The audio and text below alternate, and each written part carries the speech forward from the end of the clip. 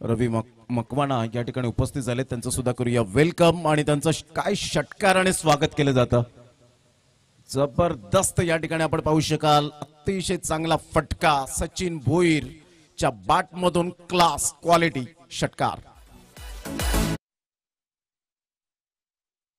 मिळते सचिनची।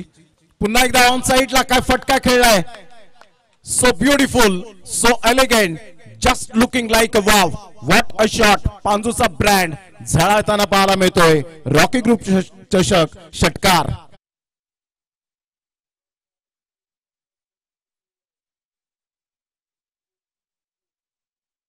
ठेवले गेले। फुल टॉस बॉल, गुडगा टेक, सिक्सर देख। जबरदस्त आपण पाहत आहेत। विवेक राजदान यांच्या भाषेमध्ये म्हणायचं झालं तर घुटना टेक और सिक्सर देख। षटकार 6 धावा।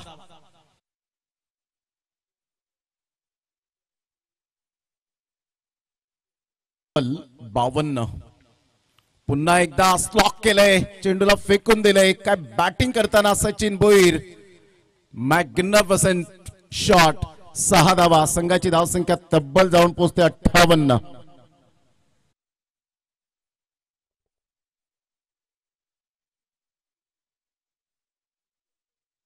जातं ऑन साइडला, त्यासाठी स्ट्राइक एंड वर आणलं कुमारने आणि सचिन भोईरला हा मौका मिळाला। सरळ चेंडूला फेकून दिले। 6 धावांकरता षटकार।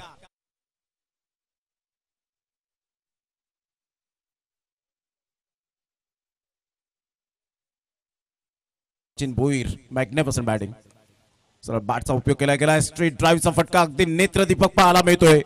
काय फटका खेळला, क्लास ड्राईव्ह, चौकार 4।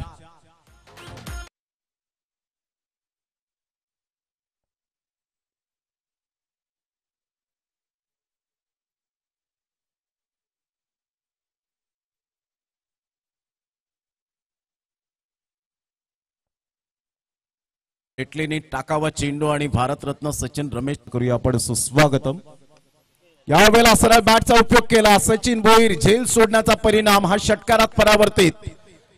क्लास क्वालिटी दर्जाचा हा षटकार। या षटकाराने संघाची धावसंख्या 86 वर जाऊन पोहोचली गेली।